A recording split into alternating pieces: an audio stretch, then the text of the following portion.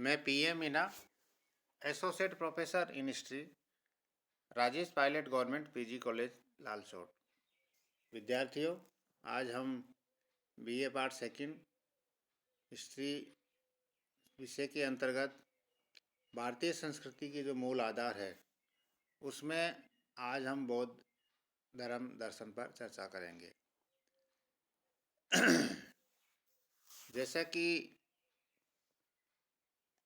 बौद्ध धर्म के जो संस्थापक थे वो महात्मा बुद्ध थे। महात्मा बुद्ध जिनका जन्म कपिलवस्तु में 563 ईसा पूर्व में हुआ था और इनकी माता है वो महादेवी थी और पिता क्षत्रिय शाक्य वंश के शूद्रोधन थे।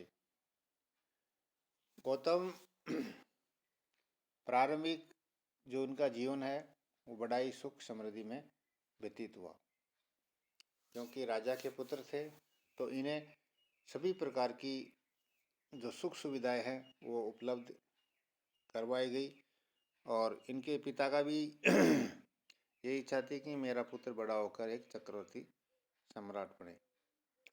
और 16 वर्ष की आयु में इनके यशोधरा नामक एक कन्या से विवाह भी इनका कर दिया गया और इनके एक पुत्र भी जन्म हुआ था, राहुल। लेकिन बुद्ध का सांसारिक दुखों के प्रति जो चेतनशील सिद्धांत था सिद्धार्थ का, वो उसे इस जीवन में सुख नहीं मिल रहा था। उन्हें सांसारिक जो जिसको हम एक सुख बोलते हैं वो उनको एक क्षणिक सुख के रूप में वो महसूस कर रहे थे और वो ये मानते थे कि सांसारिक दुख उन्मूलन के लिए ज्ञान की खोज ही उत्कृष्ट अभिलाषा। सिद्धार्थ ने इसके लिए कई आश्रमों में कई आचार्यों से उन्होंने इसके लिए मार्गदर्शन लिया, उनसे शास्त्रार्थ किया और अंत में उन्होंने ये निर्णय लिया कि जब तक संसार को त्याग नहीं देंगे जब तक ज्ञान की प्राप्ति नहीं हो सकती, और वो इसके लिए अपना गृह त्याग करके और वन में चले गए।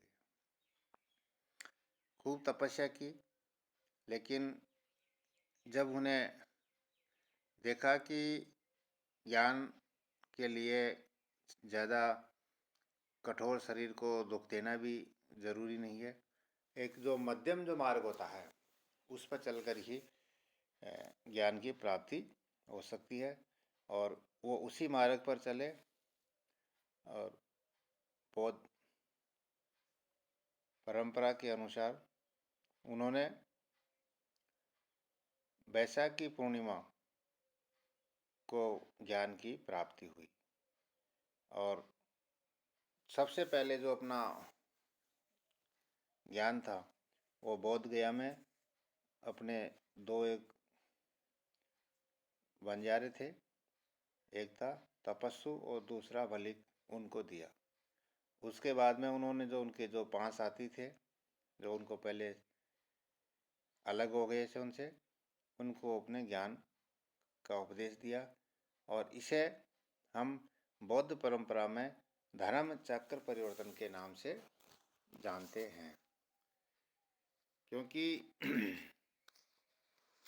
जो बौद्ध दर्शन है वो हमें उसके जो त्रिपिटक है उनमें मिलता है, जिसमें सुत्त पिटक है, विनय पिटक है और अभिधम पिटक है।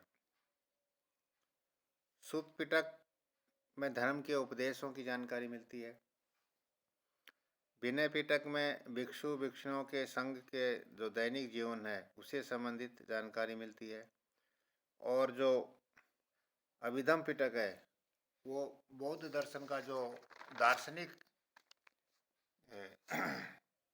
क्षेत्र है, दर्शन के बारे में जो सिद्धांत है उन सब का जो संग्रह है वो हमें अभिधम पिटक में मिलता है।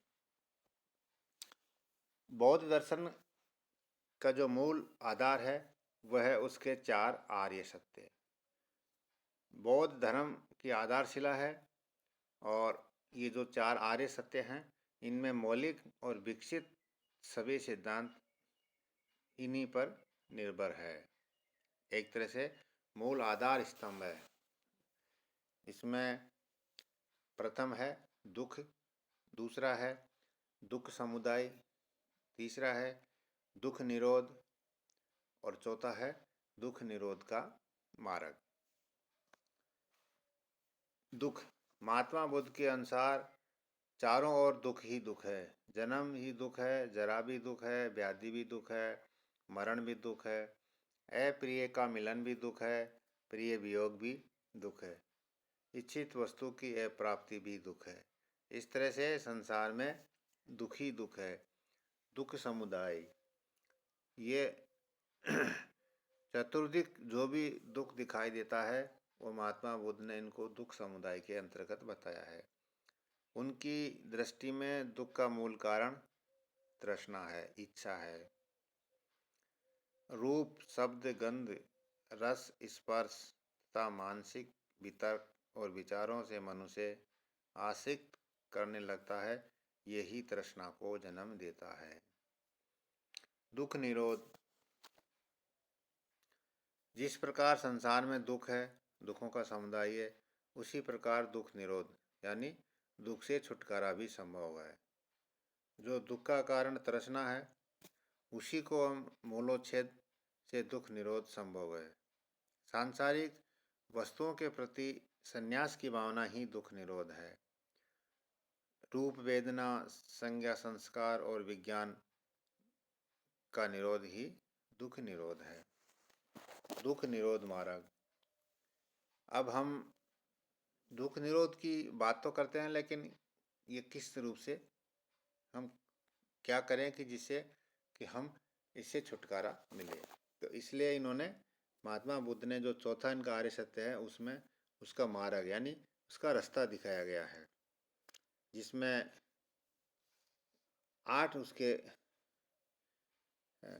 चरण है जिससे गुजरते हुए व्यक्ति इस मार्ग पर दुख निरोध पर चल सकता है। इसमें समयिक दृष्टि, समयिक संकल्प, समयिक वाणी, समयिक कर्मांत, समयिक आजीव, समयिक व्यायाम, समयिक स्मृति, समयिक समाधि। ये अष्टांगिक मार्ग अत्यंत कल्याणकारी है। मनुष्य को दुखों से छुटकारा दिलाने और निर्वाण के लिए इनका अनुसरण करना आवश्यक है। जैसे समयिक सृष्टि है तो मनुष्य को क्षीर नीर विवेक दृष्टि को समयिक दृष्टि कहा गया है। मनुष्य को सत्य, सत्य, पाप, पुण्य, सदाचार, दुराचार का भेद करना का ज्ञान समयिक दृष्टि के अंतर्गत आता है।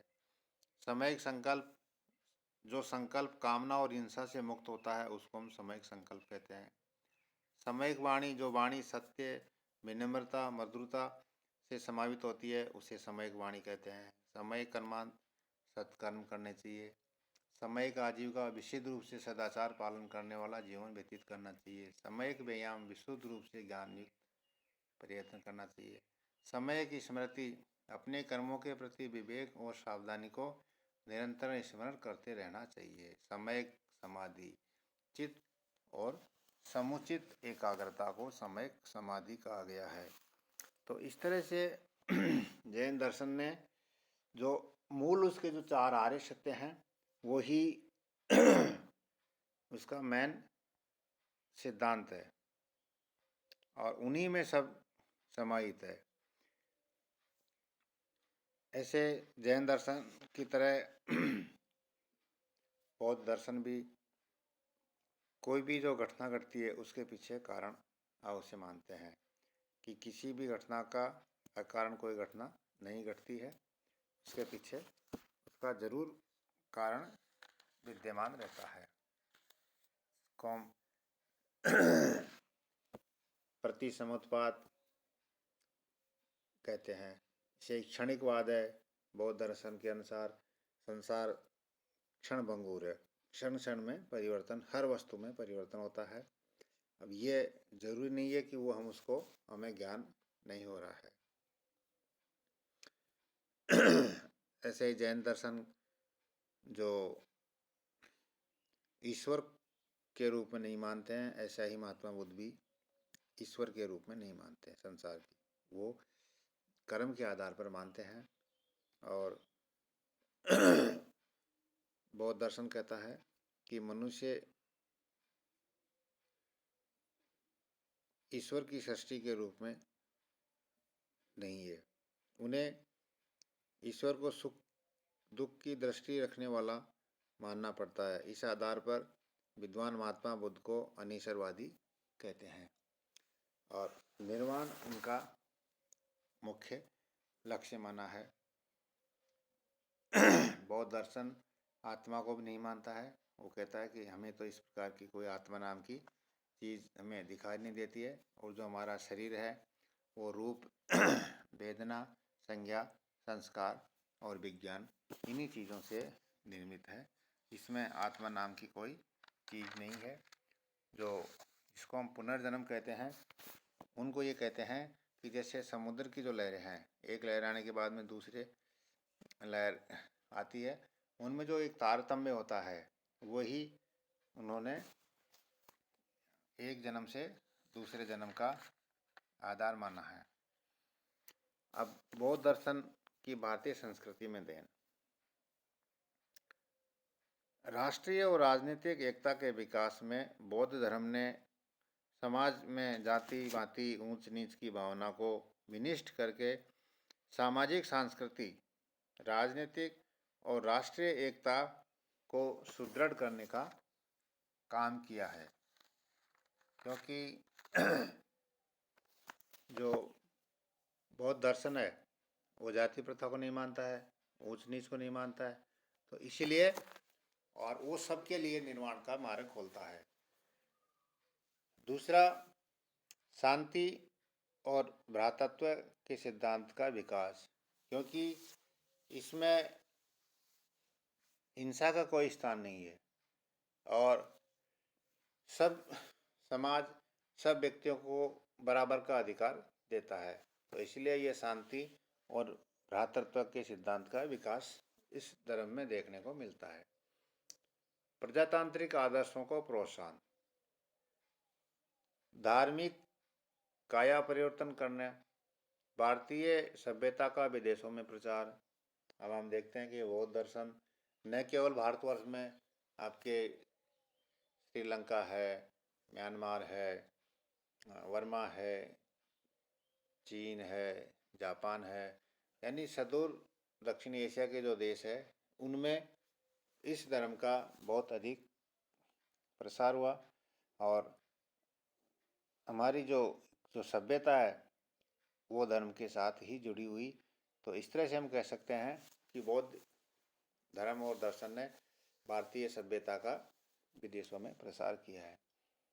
साहित्यिक क्षेत्र में भी बहुत बड़ा योगदान है। इनकी जो त्रिपिटक है, बुद्ध चरित्र, सारिपुत्र प्रकरण, मंजूश्री मूलकल्प, दिव्योदान, जातक कथाएं, मिलिंद पन्नो, महावस्तु, ये साहित्य की भारतीय संस्कृति की एक अमोल धरोहर है। कला के क्षेत्र में भी हम देखते हैं कि जो अजंता का चित्रकला है, कार्ले का गुहा मंदिर है, सांची, भारूत, अमरावती के स्तूप तथा अशोक के शिला स्तंभ लेख भारतीय कला के सर्वोत्तम नमूने हैं। गुप्त काल की बौद्ध इमारतों में बोध गया का मंदिर, सारनाथ का स्तूप, अजंता के अधिकांश गुफाएं और औरंगाबाद की गुफाएं प्रसिद्ध है।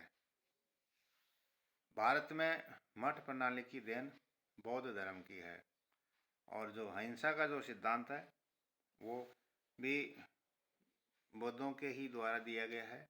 तो इस तरह हम ये कह सकते हैं कि बौद्ध धर्म भारतीय सभ्यता और संस्कृति का एक मूल आधार स्तंभ है और ये हमारी संस्कृति में इनकी बहुत अमूल्य देन है। और आज का हम वीडियो यहीं पर समाप्त